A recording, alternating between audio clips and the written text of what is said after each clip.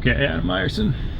All right. So you had a good bike race. I got 10. I was just privy to your. I was sprinting for 8th. You had a conversation with Powers about some aggressive racing at the start. Yeah, so I mean, I still have some points from last year, and I was surprised. I actually was on the second row today, which I was pretty excited about. And I love starting from the second row because you're sheltered from the wind. You know, you start in the front row, you're in the wind right from the start. Like Gloucester, I won that start because I did it from the second row, and you can just pop around everybody. And so here, there's a lot of wind today, and it's long back and forth stretches at the start. So the guys were hit the wall of the headwind going into the second turn, and they kind of stopped, and I had a lot of momentum and the draft, so I just popped out and passed a lot of guys. But unfortunately, the last guy I passed in that turn was Jeremy, and I just, in my head, I was like, what am I doing dive bombing Jeremy in the second turn of this race? I should have just put my brakes on, but I knew I could get around him, and I knew it was fine. But you know, like, I don't want to fuss with Jeremy's race. I don't want to be in front of him. But so we were just laughing about it. And after a turn, I just kind of like pulled off and let everybody go back by me. But yeah, I mean, I stayed connected to that front group for a while. There's a lot of drafting on this course. It's selective in small bits. There's like selective sections, and basically that's where the groups split. But if you have the legs and you can sprint out of the turns, you can. That's why the groups are so big here. So. What do you? I mean, so you chalk your good result today up to the drafting and sort of tactical aspect, because I chalk my good result today up to the fact that I'm actually going good, and it's kind of funny. Like, the baby slept through the night last night. Like, baby went to bed at 8:39, and he didn't wake up until 7, and that's the difference between like top 10 and top 20. I obviously have some serious promoter legs. Like, I haven't slept. I've been here since Tuesday. Like, we're working hard. I crashed riding the course Thursday and hurt my ankle, and I was nervous about that.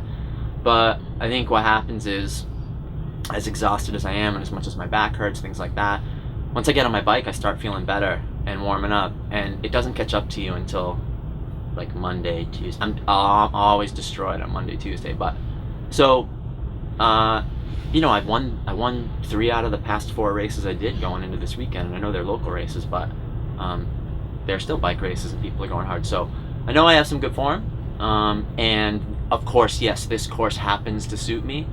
You know, we just happen to have a venue that does suit my ability, and I like group racing, and you know, I don't want to race grass criteriums every weekend either, but people like this course because it has tons of flow. You can carry a lot of speed at the turns, and so we run that kind of race because that's what the venue encourages, but that does also happen to coincidentally be what I'm good at. So you know, I set a secret goal, personal goal for myself this year. Once I realized I was going to start doing the elite races instead of the masters, I actually realized I had good enough form that maybe sneaking into the top 10 in one of these races was going to be possible, and I am really psyched to check that off the list. Do you think, I mean, because this, I mean, as far as C2s go in New England, this ended up being pretty stacked. Like, I didn't do my homework coming into this, honestly. I didn't know who was going to be on the line, so I was shocked that we had, you know, Canadian national champion Jeremy Martin, we had Rafi Gagne, Powers, Yeah. Duran's still here. Right. All these guys are here, and then you end up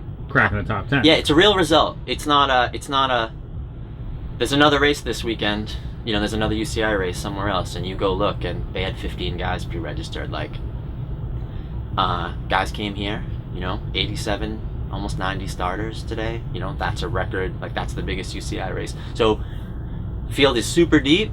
Obviously, not everyone was here. You know, it's not a C1. Like not a ton of people, but we had West Coast guys, we had foreign guys, we had Canadians, we had French riders, you know, et cetera, et cetera. So, yeah, Northampton has always been, like, just, again, like, it's just a quiet, hardworking, reliable race. It always has a good field. It always has a big field.